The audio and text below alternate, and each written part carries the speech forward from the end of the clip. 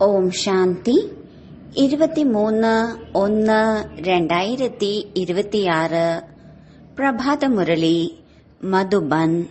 മധുരമായ കുട്ടികളെ, നിങ്ങളുടെ മുഖത്തു നിന്നും സദാ ജ്ഞാനരത്നങ്ങൾ മാത്രം വരണം. നിങ്ങളുടെ മുഖം സദാ ഹർഷിതമായിരിക്കണം. ചോദ്യം: ബ്രാഹ്മണ ജീവിതത്തിൽ ഏത് കുട്ടികളാണോ ജ്ഞാനത്തിന്റെ ധാരണ ചെയ്തിട്ടുള്ളത്, അവരുടെ അടയാളം എന്തായിരിക്കും? ഉത്തരം: 1. അവരുടെ പെരുമാറ്റം ദേവതകളെ പോലെ ആയിരിക്കും. അവരിൽ ദൈവിക ഗുണങ്ങളുടെ ധാരണ ഉണ്ടായിരിക്കും. 2. അവർക്ക് ജ്ഞാനം വിചാരസാഗര മന്ഥനം ചെയ്യാനുള്ള അഭ്യാസം ഉണ്ടായിരിക്കും. അവർ ഒരിക്കലും ആസുരീയ കാര്യങ്ങളെ, അർത്ഥം വ്യർത്ഥത്തെ മനനം ചെയ്യുകയില്ല. 3. അവരുടെ ജീവിതത്തിൽ നിന്ന് ചീത്ത പറയുക, നിന്ദിക്കുക എന്നിവ അവസാനിക്കും. 4. അവരുടെ മുഖം സദാ ഹർഷിതമായിരിക്കും. ഓം ശാന്തി. ജ്ഞാനത്തെയും ഭക്തിയെയും കുറിച്ച് ബാബ മനസ്സിലാക്കി തരുന്നു. മുരളി അർത്ഥം ജ്ഞാനം നൽകുക.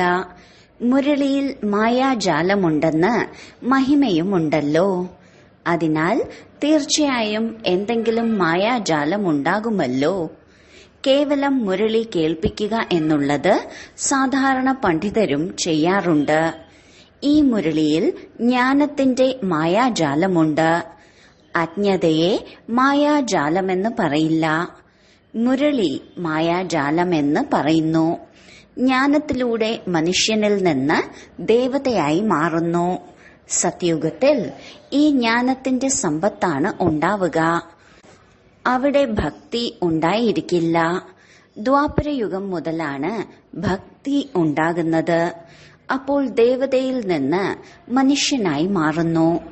മനുഷ്യരെ വികാരിയെന്നും ദേവതകളെ നിർവികാരിയെന്നുമാണ് പറയുന്നത്. ദേവതകളുടെ സൃഷ്ടിയെ പവിത്രമായ ലോകമെന്നാണ് പറയുന്നത്. ഇപ്പോൾ നിങ്ങൾ ദേവതകളായി മാറുകയാണ്. ജ്ഞാനമെന്ന് എന്തിനെയാണ് പറയുന്നത്? 1. സ്വയത്തിന്റെയും അല്ലെങ്കിൽ ബാബയുടെയും പരിചയം. പിന്നീട് സൃഷ്ടിയുടെ ആദിമധ്യ അന്ത്യത്തിന്റെ അറിവിനെയുമാണ് ജ്ഞാനമെന്ന് പറയുന്നത്. ജ്ഞാനത്തിലൂടെ സദ്ഗതി ഉണ്ടാകുന്നു. പിന്നീട് ഭക്തി തുടങ്ങുമ്പോൾ ഇറങ്ങുന്ന കലയെന്നാണ് പറയുന്നത്. എന്തുകൊണ്ടെന്നാൽ ഭക്തിയെ രാത്രിയെന്നും ജ്ഞാനത്തെ പകലെന്നുമാണ് പറയുന്നത്. ഇത് ആരുടെ ബുദ്ധിയിൽ വേണമെങ്കിലും ഇരിക്കും. എന്നാൽ ദൈവിക ഗുണങ്ങൾ ധാരണ ചെയ്യുന്നില്ല. ദൈവിക ഗുണങ്ങളുണ്ടെങ്കിൽ മനസ്സിലാക്കാം ജ്ഞാനത്തിന്റെ ധാരണ ഉണ്ടെന്ന്. ജ്ഞാനത്തിന്റെ ധാരണയുള്ളവരുടെ പെരുമാറ്റം ദേവതകളെ പോലെ ആയിരിക്കും. കുറഞ്ഞ ധാരണ ഉള്ളവരുടെ പെരുമാറ്റം കലർപ്പുള്ളതായിരിക്കും. ധാരണയില്ല എങ്കിൽ അവർ മക്കളെയല്ല. മനുഷ്യർ ബാബയുടെ ഗ്ലാനി എത്രയാണ് ചെയ്യുന്നത്? ബ്രാഹ്മണ കുലത്തിൽ വരുമ്പോൾ മോശമായ വാക്കുകൾ പറയുക എന്നതും ഗ്ലാനി ചെയ്യുക എന്നതും അവസാനിക്കുന്നു. നിങ്ങൾക്ക് ജ്ഞാനം ലഭിക്കുന്നുണ്ട്.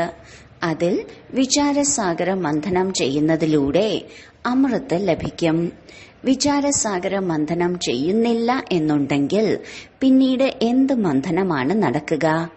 ആസുരീയ വിചാരങ്ങൾ. അതിൽ നിന്ന് അഴുക്ക് തന്നെ വന്നുകൊണ്ടിരിക്കും.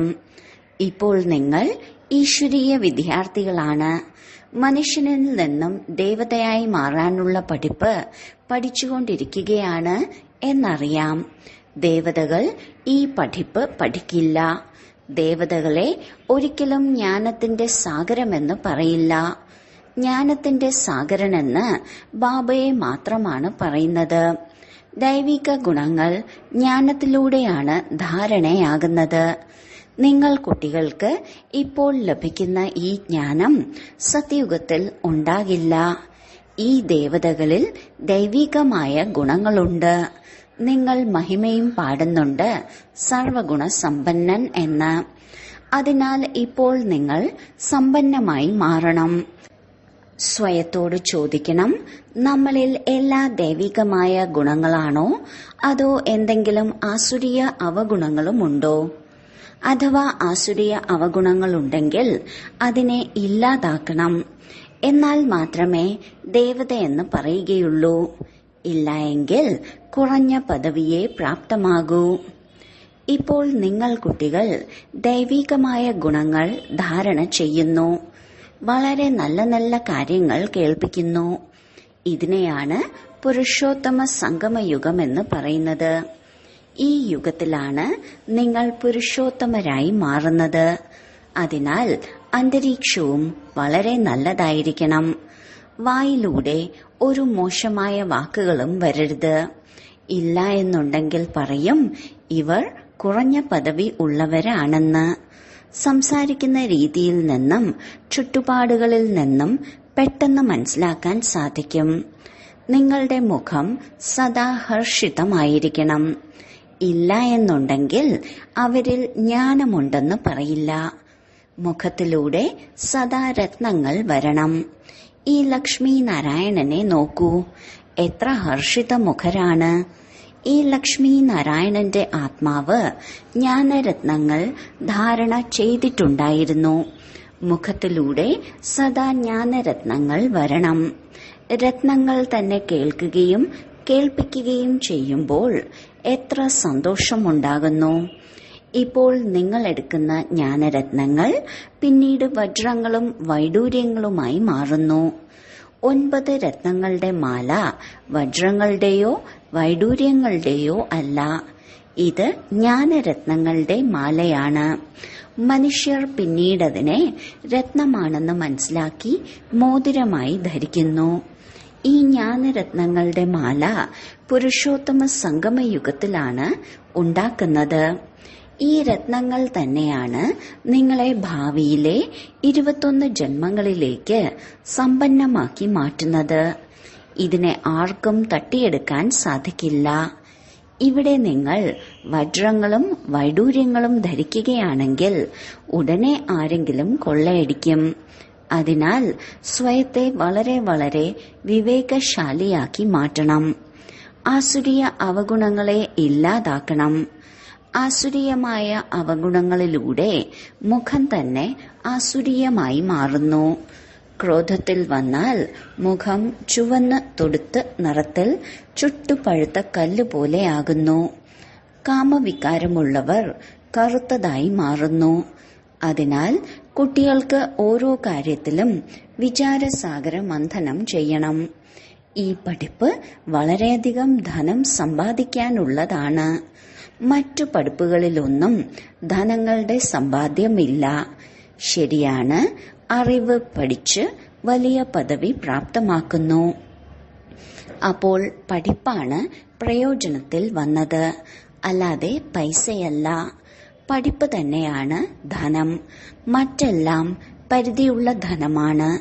ഇതാണ് പരിധി ഇല്ലാത്ത ധനം. രണ്ടും പഠിപ്പാണ്. ഇപ്പോൾ നിങ്ങൾ മനസ്സിലാക്കുന്നു, ബാബ നമ്മളെ പഠിപ്പിച്ച് വിശ്വത്തിന്റെ അധികാരിയാക്കി മാറ്റുന്നു. അത് അല്പകാലത്തേക്ക് വേണ്ടിയുള്ള ഒരു ജന്മത്തിന്റെ പഠിപ്പാണ്. പിന്നീട് അടുത്ത ജന്മം ആദ്യം മുതലേ പഠിക്കണം. സത്യുഗത്തിൽ ധനത്തിന് വേണ്ടിയുള്ള പഠിപ്പിന്റെ ആവശ്യമില്ല. സത്യുഗത്തിൽ ഇപ്പോഴത്തെ പുരുഷാർത്ഥത്തിലൂടെ അളവറ്റ ധനം ലഭിക്കുന്നു. ധനം അവിനാശിയായി മാറുന്നു. ദേവതകൾക്ക് ധനം ഒരുപാടുണ്ടായിരുന്നു. പിന്നീട് ഭക്തിമാർഗത്തിൽ അർത്ഥം രാവണ രാജ്യത്തിൽ വന്നപ്പോഴും എത്ര ധനമുണ്ടായിരുന്നു. എത്ര ക്ഷേത്രങ്ങളാണ് ഉണ്ടാക്കിയിട്ടുള്ളത്. പിന്നീട് പലരും വന്ന് ധനം കൊള്ളയടിച്ചു കൊണ്ടുപോയി. എത്ര ധനവാനായിരുന്നു. ഇന്നത്തെ കാലത്തെ പഠിപ്പിലൂടെ ഇത്രയും ധനവാനായി ആർക്കും മാറാൻ സാധിക്കില്ല. ഇത്രയും ഉയർന്ന പഠിപ്പ് പഠിക്കുന്നതിലൂടെ നമ്മൾ ദേവീ ദേവതകളായി മാറുകയാണ് എന്നിപ്പോൾ നിങ്ങൾക്കറിയാം. അതിനാൽ നോക്കൂ, പഠിപ്പിലൂടെ മനുഷ്യർ എന്തായി മാറുകയാണ്. ദരിദ്രനിൽ നിന്നും ധനവാനായി മാറുന്നു.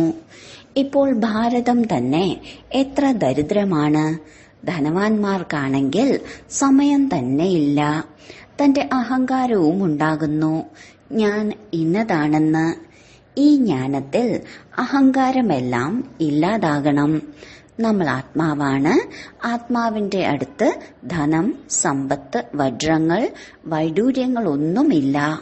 ബാബ പറയുന്നു, ദേഹസഹിതം എല്ലാ ബന്ധത്തെയും ഉപേക്ഷിക്കൂ. ആത്മാവ് ശരീരം ഉപേക്ഷിക്കുമ്പോൾ ധനവാനാണ് എന്നതെല്ലാം ഇല്ലാതാകുന്നു. വീണ്ടും പഠിച്ച് ധനം സമ്പാദിച്ച് അല്ലെങ്കിൽ നല്ല ദാനപുണ്യങ്ങൾ ചെയ്യുകയാണെങ്കിൽ ധനവാന്മാരുടെ വീട്ടിൽ ജന്മമെടുക്കും. പറയാറുണ്ടല്ലോ, കഴിഞ്ഞ ജന്മത്തെ കണക്കാണെന്ന്. ജ്ഞാനത്തിന്റെ ദാനം ചെയ്തിട്ടുണ്ടെങ്കിൽ അഥവാ കോളേജ്, ധർമ്മശാലയെല്ലാം പണിതിട്ടുണ്ടെങ്കിൽ അല്പകാലത്തേക്ക് വേണ്ടി അതിന്റെ ഫലം ലഭിക്കുന്നു. ഈ ദാനപുണ്യവും ഇവിടെയാണ് ചെയ്യുന്നത്. സത്യുഗത്തിൽ ചെയ്യില്ല. സത്യുഗത്തിൽ നല്ല കർമ്മങ്ങൾ തന്നെയാണ് ഉണ്ടാകുന്നത്. എന്തുകൊണ്ടെന്നാൽ ഈ സംഗമയുഗത്തിലെ സമ്പത്താണ് ലഭിച്ചിട്ടുള്ളത്. അവിടെ ആരിൽ നിന്നും വികർമ്മം ഉണ്ടാകുന്നില്ല. എന്തുകൊണ്ടെന്നാൽ രാവണൻ തന്നെ ഇല്ല. പാവപ്പെട്ടവരും വികർമ്മങ്ങളൊന്നും ചെയ്യില്ല. ഈ ലോകത്തിലാണെങ്കിൽ ധനവാന്മാരിൽ നിന്നും വികർമ്മം സംഭവിക്കുന്നുണ്ട്. അതുകൊണ്ടാണ് രോഗങ്ങളും ദുഃഖങ്ങളും ഉണ്ടാകുന്നത്. സത്യുഗത്തിൽ വികാരത്തിൽ പോകുന്നില്ലെങ്കിൽ എങ്ങനെ വികർമ്മങ്ങൾ സംഭവിക്കും? ഇതിന്റെ എല്ലാം ആധാരം കർമ്മമാണ്. ഇത് മായയാകുന്ന രാവണന്റെ രാജ്യമാണ്. അതിൽ മനുഷ്യൻ വികാരിയായി മാറുന്നു. ബാബ വന്ന് നിർവികാരിയാക്കി മാറ്റുന്നതിന് വേണ്ടിയാണ് പഠിപ്പിക്കുന്നത്. ബാബ നിർവികാരിയാക്കി മാറ്റുന്നു, മായ പിന്നീട് വികാരിയാക്കി മാറ്റുന്നു. രാമവംശത്തിന്റെയും രാവണ വംശത്തിന്റെയും യുദ്ധമാണ് നടക്കുന്നത്. നിങ്ങൾ ബാബയുടെ കുട്ടികളാണ്. എത്ര നല്ല നല്ല കുട്ടികളാണ് മായയോട് തോറ്റുപോകുന്നത്. മായ വളരെ ബലവാനാണ്. എങ്കിലും പ്രതീക്ഷ വയ്ക്കുന്നു. തീർത്തും അധപ്പതിച്ചവരെ പോലും ഉദ്ധരിക്കണമല്ലോ. ബാബയ്ക്കാണെങ്കിൽ മുഴുവൻ ലോകത്തെയും ഉദ്ധരിക്കണം. ഒരുപാട് പേർ വീണുപോകുന്നുണ്ട്. തികച്ചും താഴ്ന്ന തട്ടിലേക്ക് വന്ന് അധപ്പതിക്കുന്നു. അങ്ങനെയുള്ളവരെയും ബാബ ഉദ്ധരിക്കുന്നു. അധപ്പതിച്ചവരെല്ലാവരും രാവണ രാജ്യത്തിലാണ്. എന്നാൽ ബാബ രക്ഷപ്പെടുത്തുന്നു. വീണ്ടും വീണുപോയിക്കൊണ്ടിരിക്കുന്നു എങ്കിൽ വളരെയധികം അധപ്പതിച്ചു പോകുന്നു. അവർക്ക് പിന്നീട് ഇത്രയും ഉയരാൻ സാധിക്കില്ല. അധപ്പതിച്ചു കഴിഞ്ഞാൽ ഉള്ളിൽ കുത്തിക്കൊണ്ടിരിക്കും. നിങ്ങൾ പറയാറുണ്ടല്ലോ, അവസാന സമയത്ത് ആരാണോ സ്ത്രീയെ സ്മരിക്കുന്നത് അവരുടെ ബുദ്ധിയിൽ അധപ്പതിച്ചതിന്റെ ഓർമ്മ തന്നെ വന്നുകൊണ്ടിരിക്കും. അതിനാൽ ബാബ കുട്ടികൾക്ക് മനസ്സിലാക്കി തരികയാണ്, കൽപ്പകൽപ്പം നിങ്ങൾ തന്നെയാണ് ദേവതകളായി മാറുന്നത്. മൃഗങ്ങളായി മാറുമോ? മനുഷ്യർ തന്നെയാണ് ദേവതകളായി മാറുന്നതും മനസ്സിലാക്കുന്നതും. ഈ ലക്ഷ്മി നാരായണനും കണ്ണും മൂക്കുമെല്ലാം ഉണ്ട്. മനുഷ്യരല്ലേ? എന്നാൽ ദൈവിക ഗുണങ്ങളുള്ളവരാണ്. അതുകൊണ്ടാണ് ദേവത എന്ന് പറയുന്നത്. ഇങ്ങനെയുള്ള സുന്ദരമായ ദേവതയായി മാറുന്നത് എങ്ങനെയാണ്? പിന്നീട് എങ്ങനെയാണ് വീഴുന്നത്? ഈ ചക്രത്തെക്കുറിച്ച് നിങ്ങൾക്ക് മനസ്സിലായി കഴിഞ്ഞു. വിചാരസാഗര മന്ഥനം ചെയ്യുന്നവർക്ക് ധാരണയും നല്ല രീതിയിൽ ഉണ്ടായിരിക്കും. വിചാരസാഗര മന്ഥനം ചെയ്യുന്നില്ല എന്നുണ്ടെങ്കിൽ ബുദ്ധിശൂന്യരായി മാറുന്നു. മുരളി കേൾപ്പിക്കുന്നവരുടെ വിചാരസാഗര മന്ഥനം നടന്നുകൊണ്ടേയിരിക്കും. ഈ വിഷയത്തിൽ ഈ കാര്യങ്ങളെല്ലാം മനസ്സിലാക്കി കൊടുക്കണം. സ്വതവേ വിചാരസാഗര മന്ഥനം നടക്കും. ഇന്നയാൾ വരുന്നുണ്ട്, അവർക്കും ഉന്മേഷത്തോടുകൂടി മനസ്സിലാക്കി കൊടുക്കും. ചിലപ്പോൾ എന്തെങ്കിലും മനസ്സിലാക്കും. ഭാഗ്യത്തിലാണുള്ളത്. ചിലർക്ക് പെട്ടെന്ന് തന്നെ നിശ്ചയം വരും, ചിലർക്ക് വരില്ല. പ്രതീക്ഷ വയ്ക്കാൻ സാധിക്കും. ഇപ്പോൾ ഇല്ലെങ്കിൽ തീർച്ചയായും മുന്നോട്ടു പോകുമ്പോൾ മനസ്സിലാക്കും. പ്രതീക്ഷ വയ്ക്കണമല്ലോ. പ്രതീക്ഷ വയ്ക്കുക അർത്ഥം സേവനത്തിനോടുള്ള താൽപര്യം വയ്ക്കുക. ക്ഷീണിക്കരുത്. പഠിച്ചിട്ടും അധപ്പതിച്ചവരായി വരികയാണെങ്കിൽ അവരെ വിസിറ്റിംഗ് റൂമിൽ ഇരുത്തണം. അതോ തിരിച്ചു പോകൂ എന്ന് പറയുമോ? ഇത്രയും ദിവസം എന്തുകൊണ്ട് വന്നില്ല എന്ന് തീർച്ചയായും ചോദിക്കും. പറയും മായയിൽ തോറ്റുപോയി എന്ന്. അങ്ങനെ ഒരുപാട് പേർ വരുന്നുണ്ട്. ജ്ഞാനം വളരെ നല്ലതാണ് എന്നറിയാം, എന്നാൽ മായ തോൽപ്പിച്ചു. സ്മൃതിയിലുണ്ടായിരിക്കുമല്ലോ. ഭക്തിയിലാണെങ്കിൽ ജയത്തിന്റെയോ പരാജയത്തിന്റെയോ കാര്യമില്ല. ഇത് ജ്ഞാനം ധാരണ ചെയ്യുന്നതിന്റെ കാര്യമാണ്. ഇപ്പോൾ നിങ്ങൾ ബാബയിലൂടെ ദേവതയായി മാറാനുള്ള സത്യമായ ഗീത കേൾക്കുന്നു. ബ്രാഹ്മണനായി മാറാതെ ദേവതയായി മാറാൻ സാധിക്കില്ല. ഈ കാര്യങ്ങളെല്ലാം നിങ്ങളിപ്പോൾ മനസ്സിലാക്കുന്നു. നിങ്ങൾക്കറിയാം, അല്ലാഹുവിനെ ഓർമ്മിക്കണം.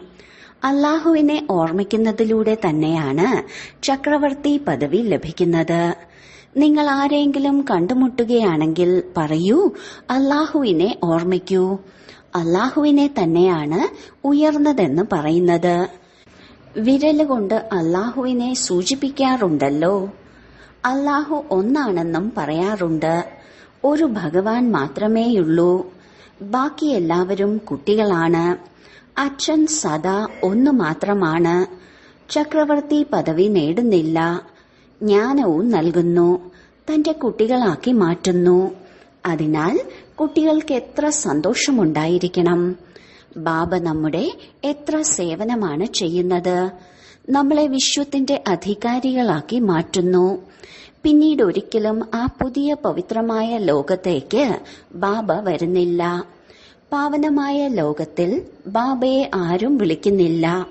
പതീതമായവർ തന്നെയാണ് ബാബയെ വിളിക്കുന്നത്. പാവനമായ ലോകത്തിൽ വന്നിട്ട് എന്താണ് ചെയ്യുക? ബാബയുടെ പേര് തന്നെ പതീത പാവനൻ എന്നാണ്. അതിനാൽ പഴയ ലോകത്തെ പുതിയതാക്കി മാറ്റാനുള്ള ഉത്തരവാദിത്വം ബാബയുടേതാണ്. ബാബയുടെ പേര് ശിവൻ എന്നാണ്.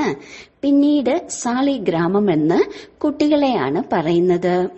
സാളിഗ്രാമുകളുടെ പൂജയാണ് ഉണ്ടാകുന്നത്. ശിവബാബ എന്ന് പറഞ്ഞാണ് എല്ലാവരും ഓർമ്മിക്കുന്നത്. മറ്റൊന്ന്, ബ്രഹ്മാവിനെയും ബാബ എന്നാണ് പറയുന്നത്. ഒരുപാട് പേർ പ്രജാപിത ബ്രഹ്മാവെന്ന് പറയുന്നുണ്ട്. എന്നാൽ ബ്രഹ്മാവിനെ യഥാർത്ഥ രീതിയിൽ അറിയില്ല. ബ്രഹ്മാവ് ആരുടെ കുട്ടിയാണ്? നിങ്ങൾ പറയും, പരംപിത പരമാത്മാ ശിവനാണ് ബ്രഹ്മാവിനെ ദത്തെടുത്തത് എന്ന്. ബ്രഹ്മാവ് ശരീരധാരിയാണല്ലോ.